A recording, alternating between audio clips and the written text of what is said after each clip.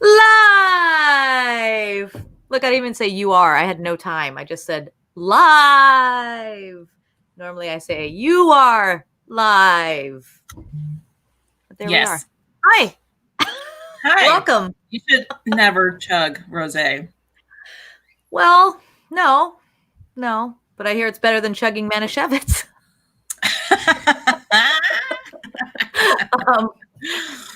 This is CNC in Conversation. Hello. Welcome to Friday night. It's our last one of the year, right? Oh my God. I can't believe it. Yeah. This is number 21. We did 21 of these. 21. And you know what's funny? It's 21 now because I went back and renumbered and realized that we had doubled up on like 3 or 4 of them. Like had the wrong numbers. We miscounted a lot. So, but now we're 21. It looked like we were only at like 18, but now, we're actually 21. So 21. Congratulations. Cheers. That's not including our post-election one. Wait, did we do that? True. Oh, that was a morning show. So never mind. All right. What's your cocktail for the evening? Richard. Do you like my swizzle stick? Hi, Richard. Nice to see you. I know. It seems very tropical or Palm Springy. It's exactly where I got it. Palm Springs. And I didn't steal this one. It's not like when I went to Melvin's and stole all the cocktail napkins.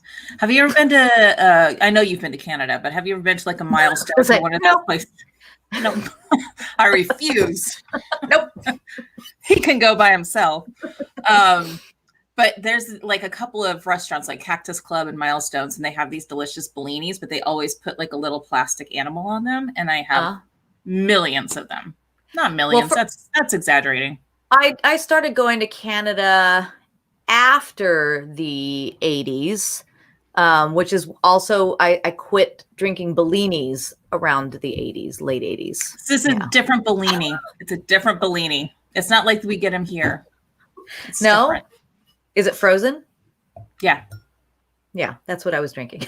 I had never seen such a thing until I went to Canada in my 30s.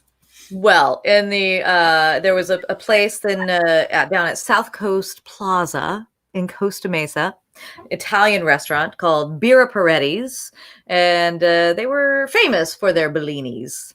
And see, the bellinis I had. And Lynn had was the champagne one. That's So these were champagne, but they were frozen champagne bellinis. Oh no, this is the ones that like Milestones are like vodka or rum frozen, and then you can do like another shooter on top of it of something. Wow. I'm realizing these last 2 shows that we've done, I think something's happened to us with COVID. Like we were talking before off the air about cycles. I'm thinking that us talking about alcohol so much these last couple shows means we're kind of in another one of those like downward spirals in COVID. Well, I mean, obviously. Denise, yes, bellinis. Denise. Yeah, I know Denise likes a bellini. Well, like I was telling you, I made focaccia bread today. I'm back on the bread cycle because I have all this flour and stuff that I got at the beginning of quarantine. And yes, and then all the boozing. So it is hand in hand. It is like I'm back to that cycle again. Yeah, because we can't go anywhere. Well, we shouldn't be going anywhere. But there's a lot of traffic on the road today. Yeah, well, people still have to get home. I'm going to give them that. If they had to go to work and they're getting home, we're gonna give the benefit of the doubt for now. Face it, you're luscious, Denise says. Yeah. Well, okay. Well, yeah. Yeah, but now I can Nobody's say denying that of COVID. I know. So,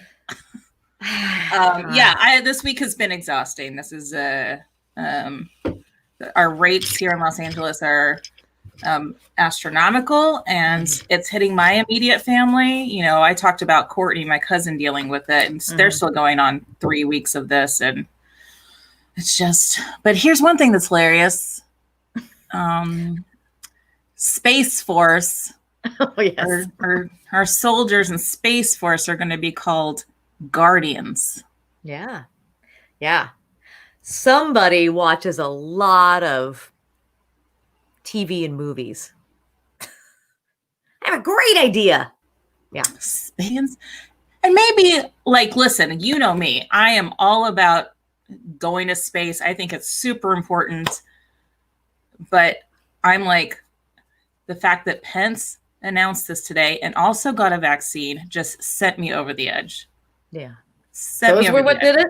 Those were the things that did it. Well, and my family getting COVID. Yeah, I was going to say, it wasn't your hundreds family. and thousands of, no, but I mean, that's been a thing all week, you know. This was just like, that motherfucker gets the fucking vaccine? And they haven't been wearing masks, and they've been saying it's a hoax and it's going away this entire time. They get the best care. Richard, yes, by the way, Merry Christmas to you too, Richard, and everybody else out there. It's coming. Or Happy Hanukkah. It's still Hanukkah, right? Yes.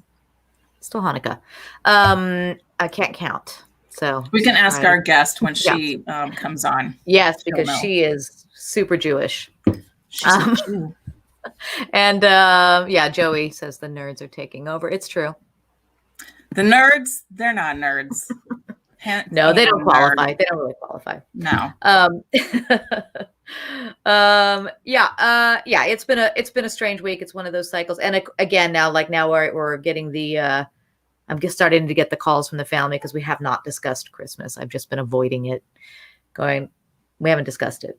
And I finally got some texts today going, so what's going on? I'm like, well, it's a struggle, but I don't think it's a good idea that we get together. Yeah. So there's no discussion right now. Yeah. That's insane. It's a tough year. We all know that. It's a tough year, but little tiny lights at the end of the tunnel are coming. Oh, and this is another great thing. The Dolly Parton vaccine got approved today for emergency. Yes, that's right. Yay, Dolly. We always knew Dolly would stay with us way back when. Oh. We knew. Absolutely.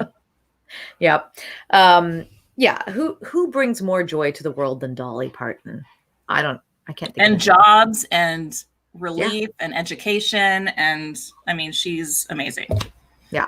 I mean, except our guest tonight. She brings a lot of joy to the world. Equally amazing, and a great humanitarian. Yes. Well, should we bring her on? Should we bring her on? I guess we should let her respond to these accusations. I'd like to welcome Suzanne Weber. Hello.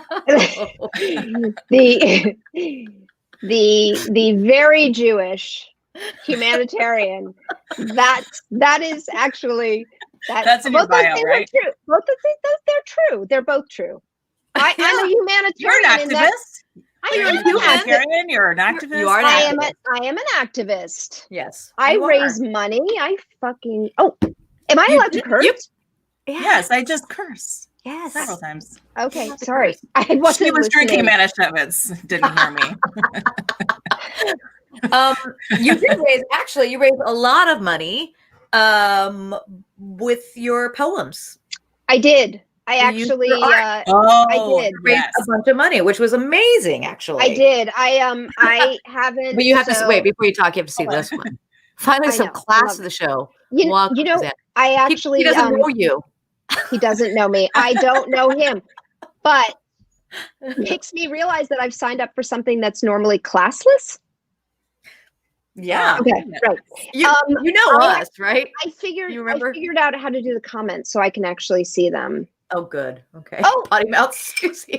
That's Audrey. That's a good one. Hi, Audrey. Hi, Aud. Thanks for watching, Audrey. Cheers to you. Cheers, thanks, Audrey. Oh my God. Now I have to scratch all my Audrey stories. Gotta get rid of those. Get rid of those. So yes, I didn't know how to help. I was doing the thing that a lot of us were doing before the election, which was waking up at 3 a.m. and giving $50 willy-nilly to everywhere. Everywhere. And I just was like, this is insane. Or I was like writing postcards or texting or whatever. And I just thought, this is crazy. And I actually don't know where the initial, I actually know exactly where the initial idea came from, which was that I was like, if you give money to a place and you get something for that, like if I give money and I get a sticker or a t-shirt or whatever, it's just so much better for me than sending money out into the ether, even though they're for good causes. And really Stacey Abrams should just have my debit card.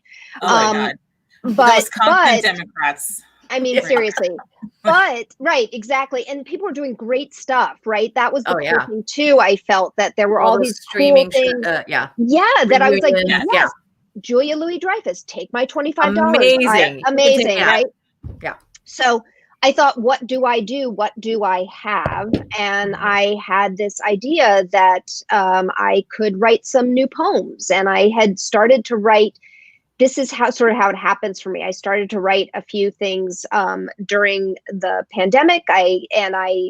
About what was happening for me. And I'm not like a poem a day person, but I was starting to get some stuff. And I was like, I have a little new material and maybe I'll put this together. And I had this, it started because I had written a poem, which I'll do tonight, which I'd written for Crissy for her birthday. Claudia had a bunch of us sort of create some content for her. So that's where it started, actually. I was like, okay, I'm going to write a poem for Crissy's birthday. And so I had these poems and I put them together into Anita Liberty's PPE, Pandemic Poetry Edition. And if you showed me a receipt for $10 or more, at first it started out with just Biden Harris, and then I expanded it to like, actually it can be any, there were all these Senate races and whatever, and then it was like, get out the vote. Like, it doesn't even have to be for Democrats, just get out the vote. Let's do this. Let's people. And I raised $10,000. That was amazing. It really, really was. I loved following that because it was really fun. I donated. Yes, you did. It was really. I should have split up my donations though and made you send me the poems like 20 times.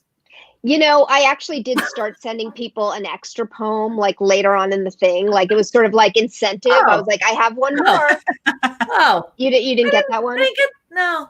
Okay, I'll read that one tonight too. Okay, so you can sort of get it. But I will read the one that I wrote for you. And actually, I was thinking, Crissy, in looking back through my books, which I usually do not sit there and look through, but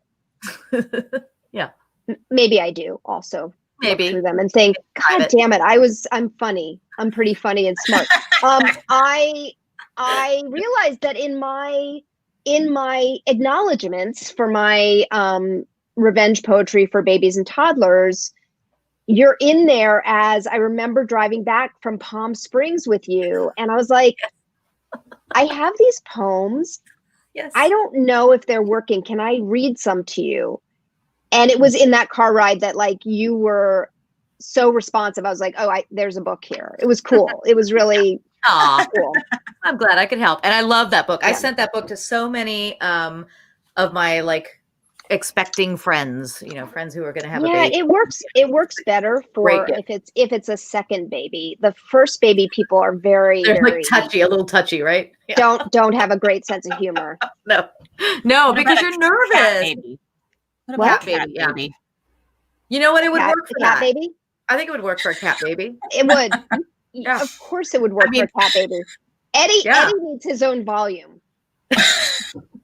For sure. As I think we've established, Eddie may not be the mother-son thing that you're thinking. I believe it's a little edible. Oedipus, like you don't even know the Oedipus. I've done that. I've done the Oedipus hashtag. Oedipus. Don't even. Oedipus. Okay. Don't even. Right. Let me tell you a couple of things really quickly. So if I go to the bathroom, because I have an ensuite bathroom in my room, and I'll sit down, he immediately will jump onto my lap. Right now. He's just like, no, just when I go to the bathroom. I take a shower, he just waits out there. And sometimes I see a little paw on the door, just like, and he's like, ah! Ah! And I'm like, I'm taking a shower. I just need 5 minutes alone.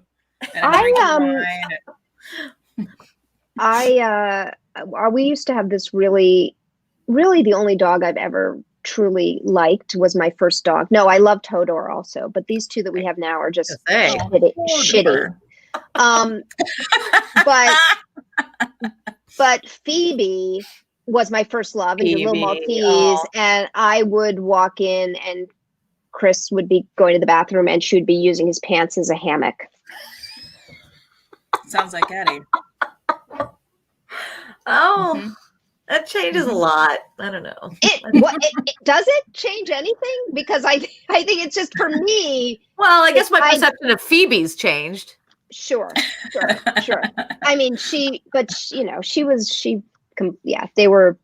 they had a relationship, and it involved her nestling into his underwear while he pooped. Yeah.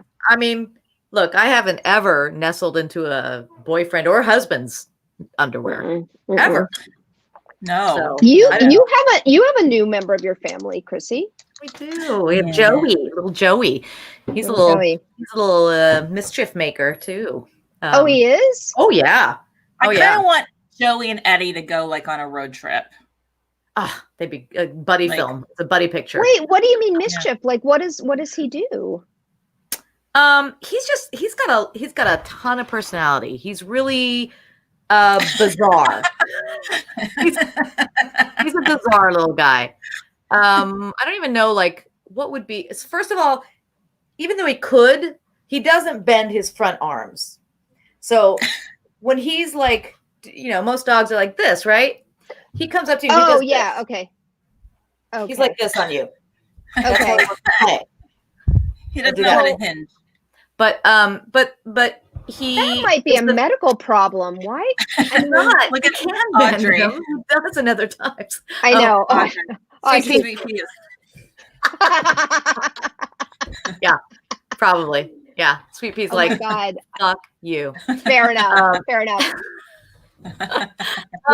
Joey is we discussed this on I think one of the morning shows. I don't know. He's the fastest shitter ever inside. He'll spend all day outside and then come in and within 5 seconds he's shit in the house because he's new. I'll just say that he is new, but he knows better now.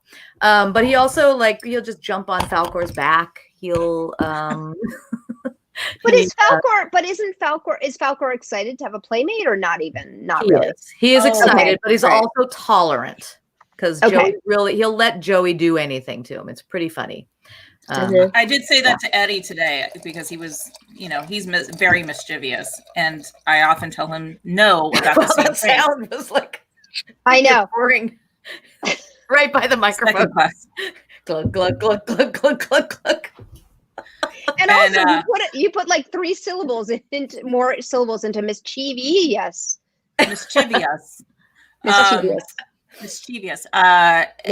I go, Eddie, you know better.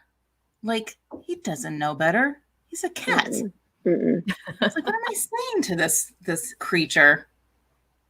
Somebody was just knocking at my door. I think forgot I'm doing a show. Jesus Christ. Foley's, come on. Every Friday. So I'm gonna. I know we've talked about your poetry, but before you delve into your poetry, yes, I wanted to mention you aren't just a poet. You're multi-talented. You're a TV writer. You were an actor at one point. I mean,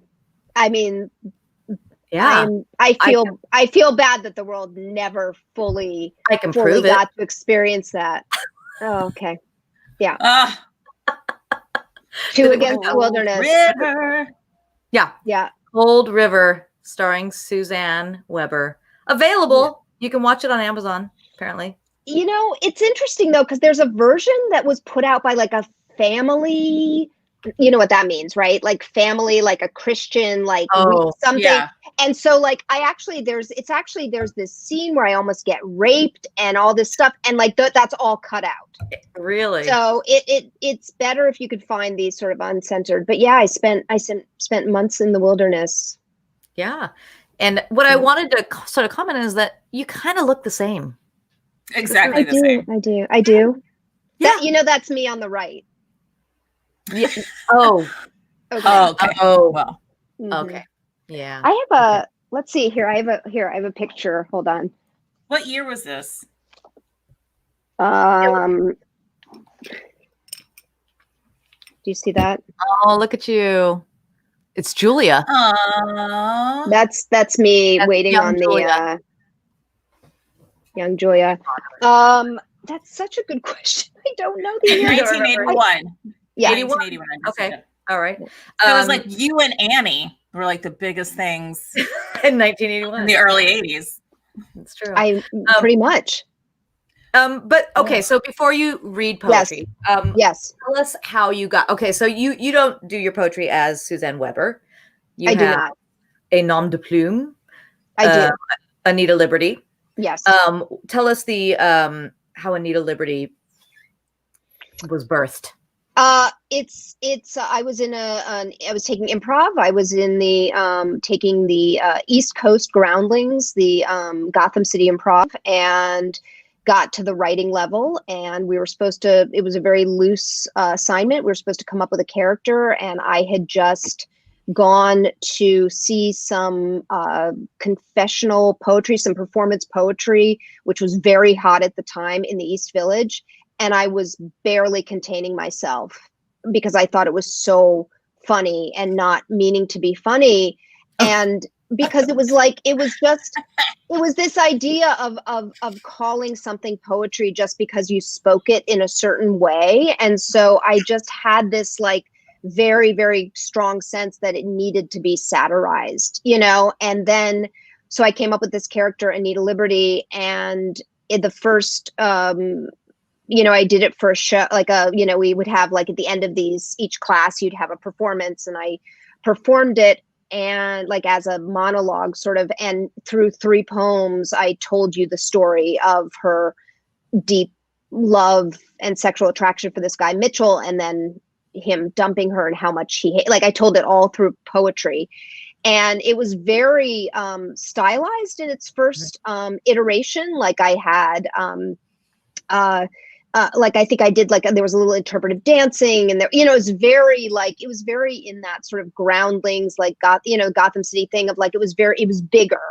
And then I got into the performing company, and I performed with them for 6 to 9 months, maybe a year, and we would perform weekly. And the director never put Anita Liberty in the show, like ever. Like I was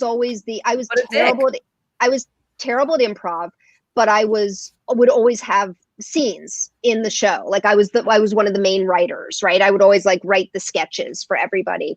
And so all of my stuff would end up in, but I was like, can I do Anita Liberty? Can I do Anita Liberty? He's like, yeah, not really. And I think it wasn't that he was just a dick. I think it was just that there was something so singular about it, you know. And for some reason, I think maybe I performed it once, but it would never made it in the show more than once. And as soon as I left the company, there was an open mic night at this like really like very what's like a very like I don't know what the word is. It's like there was this new sort of like coffee performance space in Soho near my parents' place in New York. And I went to see a friend perform there, and I picked up a calendar and I saw that they had an open mic, and I thought like, maybe I'll just show up as Anita Liberty, you know? And I went and showed up as Anita Liberty, and I just started and just said, you know, good evening, I am Anita Liberty.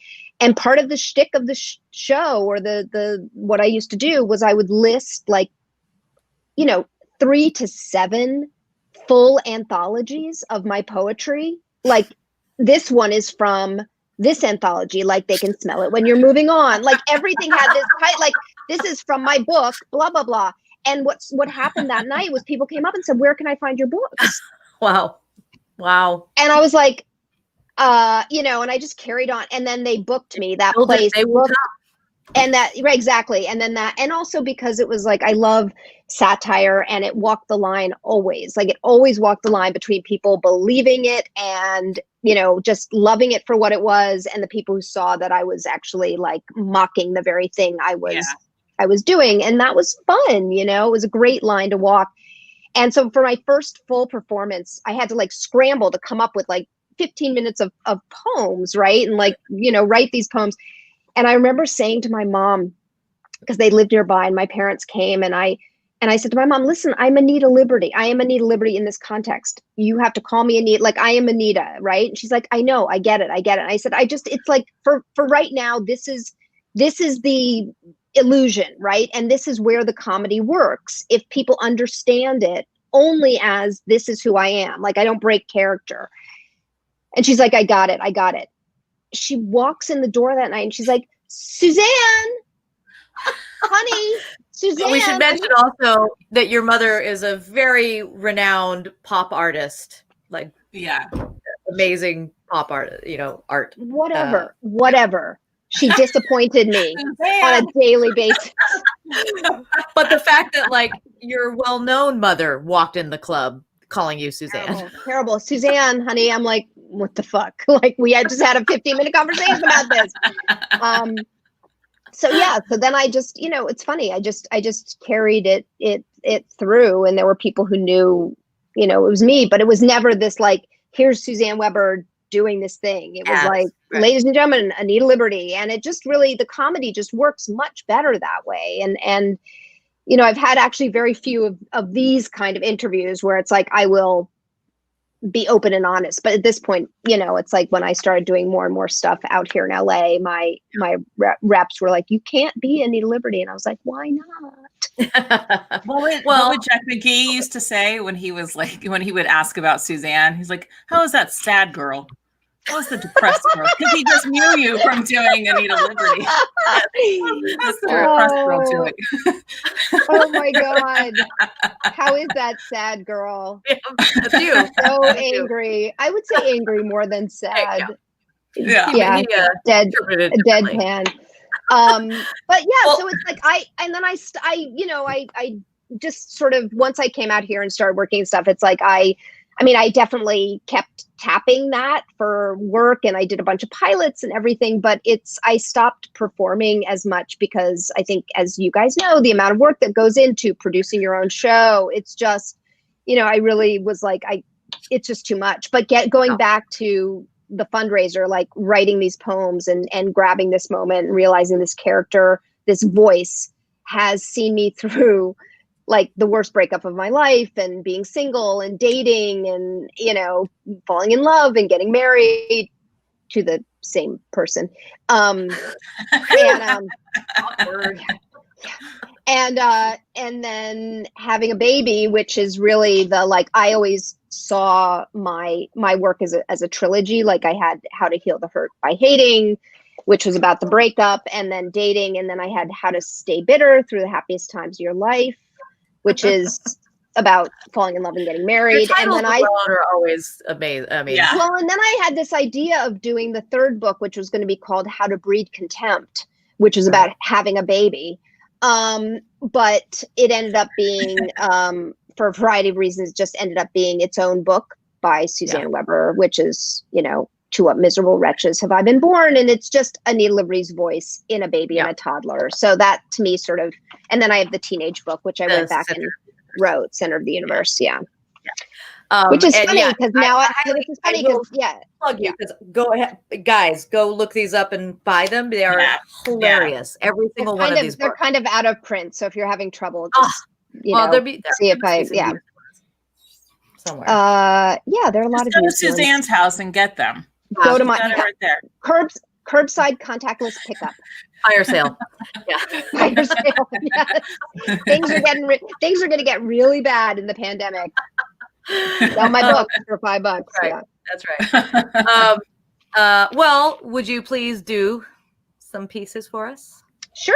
I will. Normally we show videos. Yeah, we have time. We can go as long as we want. This is our show. This is the internet. Are you sure? Like Richard doesn't have someplace to be? No, I think Richard's happy to be here. He's gonna enjoy it here. Okay. Well, I'll do the one I did for Crissy, but I'll do that. Well, let me do that one first, actually, and then I'll go back, because I realized in looking at some of my old poems, they're actually relevant today. I was excited to see. Okay. So this is the one I wrote that started my pandemic poetry. I thought it was part of it.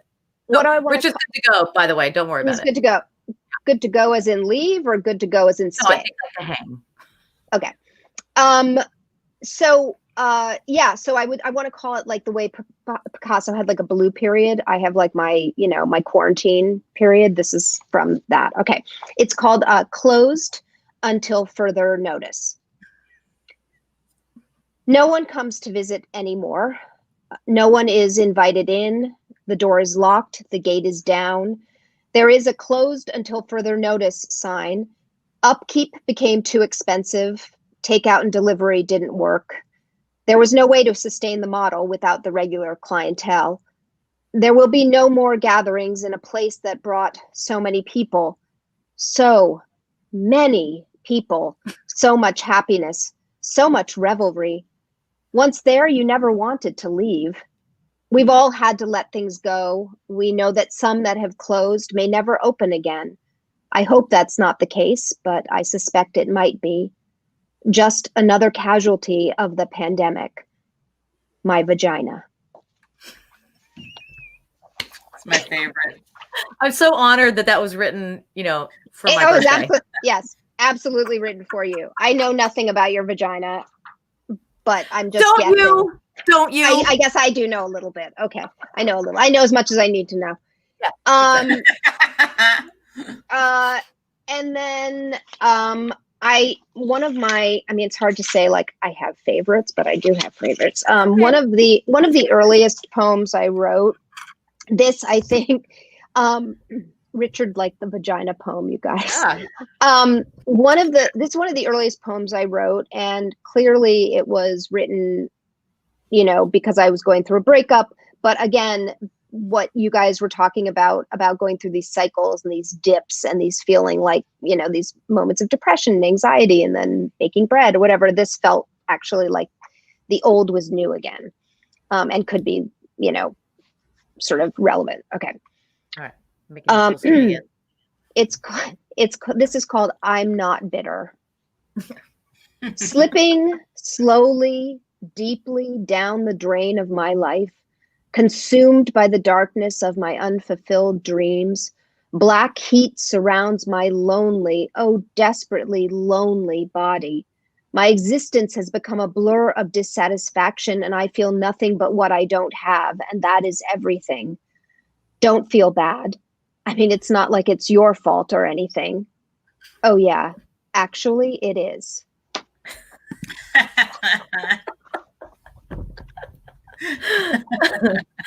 So there's that. Yeah, you do speak for a lot of Right? womankind. Yes. I know. It's yeah. And then I was gonna look for that other poem that you didn't get, the freebie poem. The freebie. Now it's a freebie. It's not a bonus poem. It was a bonus. I'm sorry. You were right. It was I'm just looking at the comments. It was a bonus poem. Yeah. Freebie is not the right You're the word. only one to not know about her poem. That's right. Joey's a friend of mine in college, so read that as it may.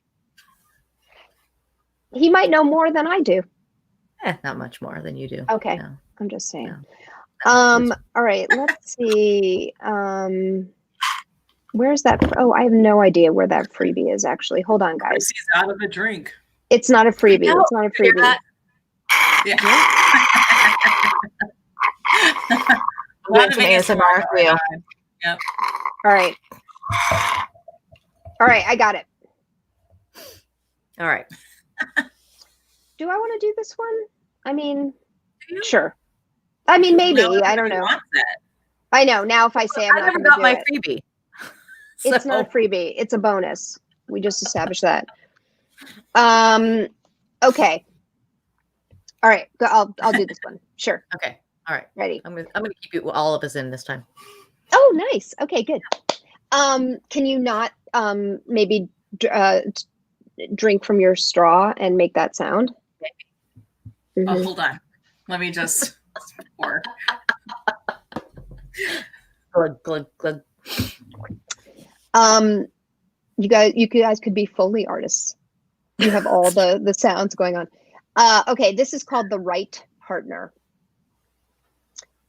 We no longer have different experiences during the day. We move like magnetic pieces on a game board, the same path, the same footsteps, bedroom, bathroom, kitchen, dining room, backyard, kitchen, bathroom, living room, kitchen, dining room, kitchen, living room, kitchen, bathroom, bedroom, reset, repeat, repeat, repeat. We vowed to stay together no matter what life threw at us, but no one really imagined life would throw this. A global pandemic wasn't in our vows. I promise not to kill you if we ever have to shelter in place for an indeterminate but significant length of time. That should be in everyone's marriage vows going forward. I could have vowed not to kill him in quarantine because I don't want to kill him in quarantine. At least once a day, he makes me laugh so hard I wheeze. He does the things I don't want to do, deal with our finances, the compost, dead things in the yard, housework. He makes the coffee. Did I choose the right partner? I don't know. I do know that I would miss him if he weren't here. Problem is, he's never not here to miss. Right up until the end, I was like, what a lovely ode to Chris. I went through levels there. I was like, oh, I can't breathe. Like, oh, that's sweet. So like, It's a real roller coaster. Yeah. It's a roller coaster. Right. Oh my God, you guys. Yeah. And we're going to get to see on Sunday our live streamed variety show. We're going to get to see you do another piece, correct? I am. I'm working on a new piece for that. That's so exciting. Yeah. I'm very excited. I mean, I always try to do that, like I try and give people what they pay for. Well, bar's low. I know. I don't know why that cracked me up. Yeah. I was just going back to the Anita Liberty. I just had to share one other thing that I wanted to show because it tickled me. Okay. Wait, where'd it go? Wait, no, that's not it. That's the Statue of Liberty. There's a sale at All Saints. Wait, no, hold on. Crissy. Where'd it go? I don't know what you're doing. But there is. Oh no, wait, one more. There, wait, no, that's not it. Oh, it's not going to work. It was a GIF or GIF of whatever of you. Oh yeah, from the movie. Yeah. Yeah, there it is. Yeah. Yeah, I just went off of it. All right. No. Never mind. Yeah, forget it. That was from the movie that is on YouTube actually that I made forever ago. I'm at a party and I've just gone through a breakup and there's a couple making out next to me and I just lean into them and yeah. That those people didn't know each other before they had to start making out. Really? They didn't seem to mind. No. I know. No. Sometimes it happens. Thank you so much for coming tonight. My pleasure. This was delightful. Very fun. Yeah. Thank you for traveling to your office and yeah.